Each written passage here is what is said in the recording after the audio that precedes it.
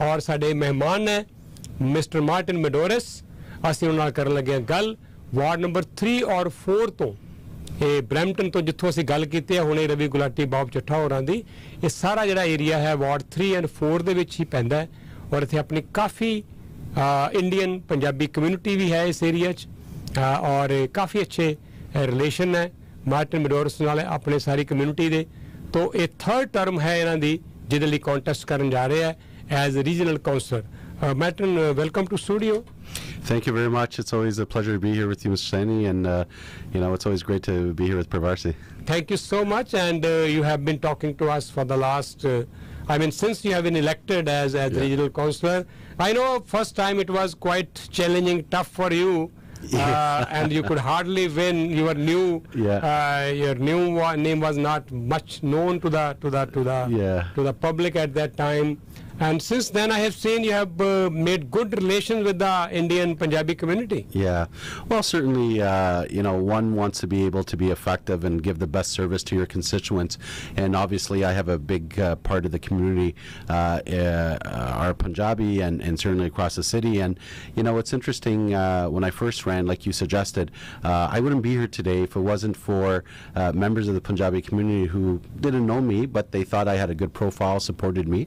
And to this day, many of them are good friends, advisors, and I'm always learning, but it's incredible how the community keeps growing. The community is so diverse, and you know, it's an honor to have their support. Okay, Graham McGregor, our new MPP from Brampton West, he has learned quite a good number of Punjabi words. He has started singing Punjabi songs. His videos are getting viral, going viral now. So I hope next time we meet and you will have, you must have learned few Punjabi words also. Living in very concentrated Punjabi, you know, audience or Punjabi population. That's right. That's right. No, sir, I'll commit to coming back after the election to try to say a full sentence. And Thank you so much. Okay, so listen, we are talking about some very, very serious issue which we are facing in Peel region and particularly in Brampton, and one of them is the crime. Yeah. So every other day we are you know, listening news that there is robbery, there is carjacking, there is shooting. Most of the people I have talked to during this time, they are very, very much concerned about the situation of crime in Peel region. Peel Police Chief was here. Mr. Durappa was here, my guest a few weeks back. I shared with him also. Toronto Police Chief James Raymer was my guest here in the studio a few weeks back. So whosoever is coming here, I'm discussing with everyone that this is number one issue at this time. Yeah, no, and I agree with you. That's you know, one of the top issues I hear at the door. I sit on the Police Services Board.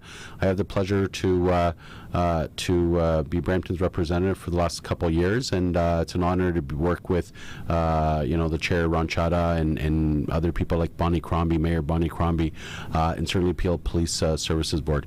The one thing I would say is that perception and sometimes, you know, when I remind people of the latest statistics they looked at the top 7 municipalities over a million population, and Peel region is actually the safest. It doesn't mean that we should be happy. It doesn't mean that we should feel safe, because the perception, people don't feel safe. And then why don't they feel safe?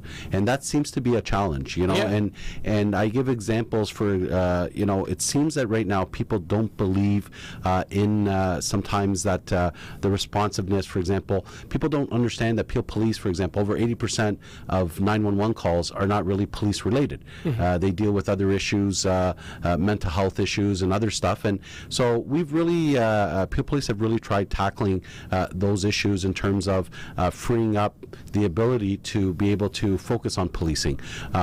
So, for example, mental health strategies, teaming up and partnering up with organizations, dealing with, for example, you know, the whole idea of addressing homelessness and so on. So, you know, they're critical community partners. But getting back to what we've starting to witness, petty crime, you know, my car was stolen 6 months off my driveway, and my car and my wife's car was broken into as of last week for change. So I would lie to you if I told you that, you know, I think everything's good. Obviously, as resources an issue, we've added more police officers consistently every year. I think we're advocating to have more police presence. That helps.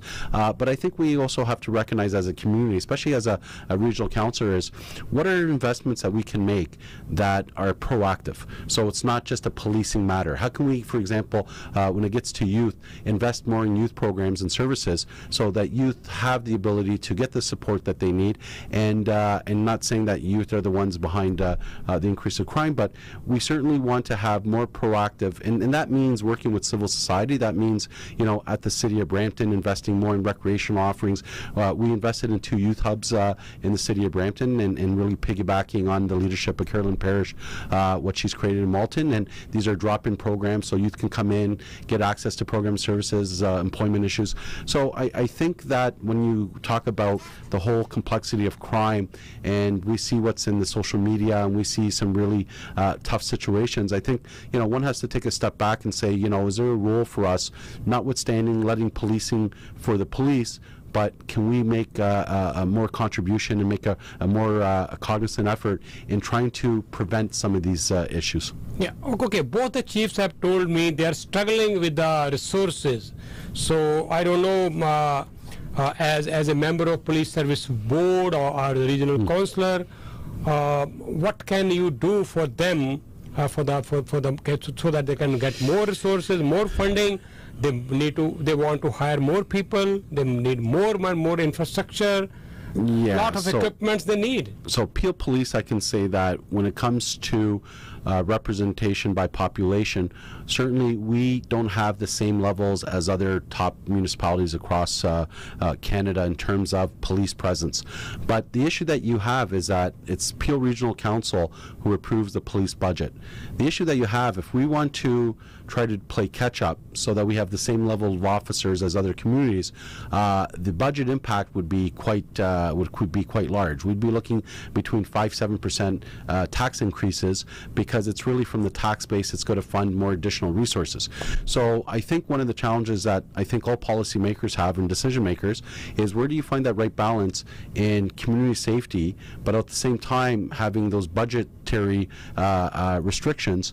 You know, I certainly I think since I've been on regional council, we've supported the police budget every year. I think you know, Peel Police, they've always come in with really sort of thoughtful budgets, which is not just about adding more people. For example, the investment in infrastructure and in technology, trying to, because a lot of the crime is more sophisticated these days. Yeah.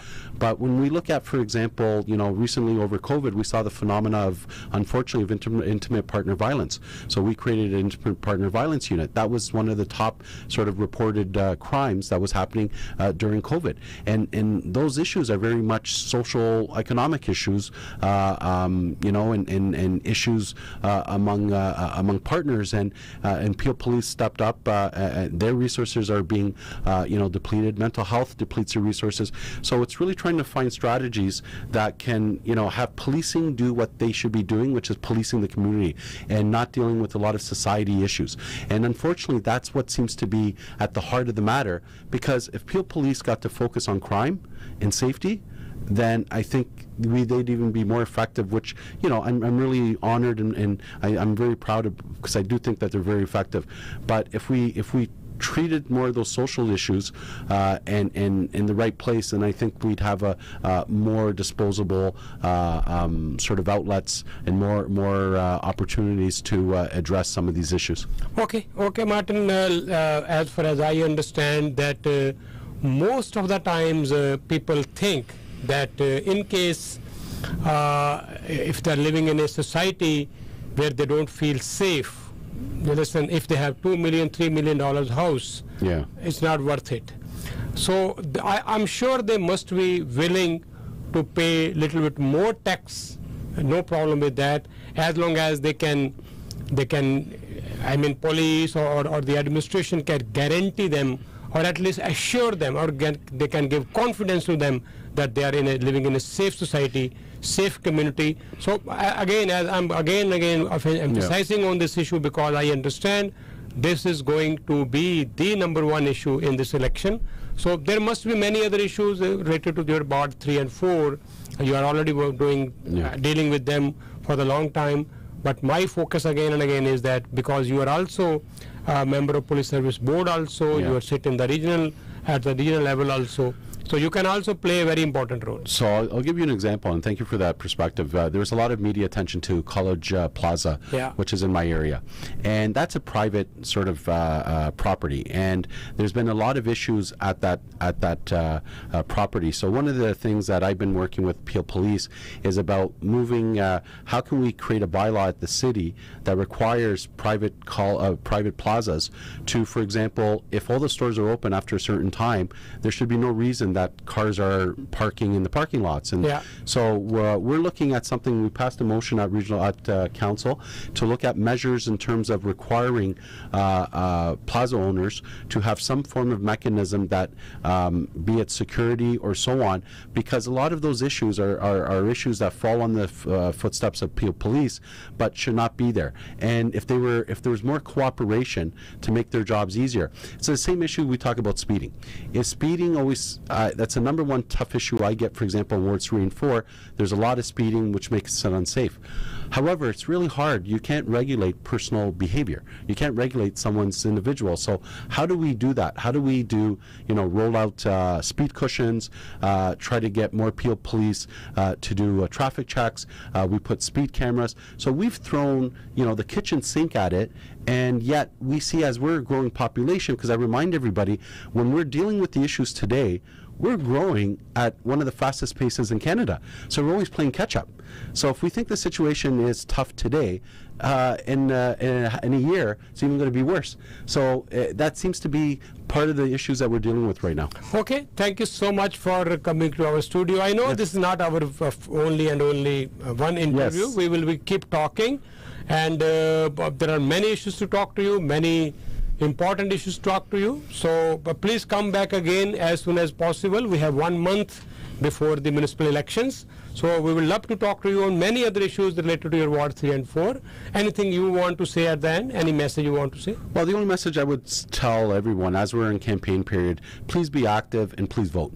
I know voter turnout has been very low, especially if we look at the last provincial election, and especially we have Diwali coming up on this election, and it's a really unfortunate timing. So there's early voting that people can go October 7th and October 8th and 14th and 15th. So really get the opportunity to go vote for whoever you support, but get out there and vote. Okay. There was a quite bickering, in the city council this time again. We have seen it was parallelly divided. Councillors couldn't do enough, to serve their constituents. There are many reasons. But anyway, we'll talk to you about that also when you meet me next time. So thank you so much for coming to our studio. Thank you so much. So Martin Medeiros is the regional councillor again, and from the Ward 3 and 4. And this was his message for you. Thank you so much, Martin.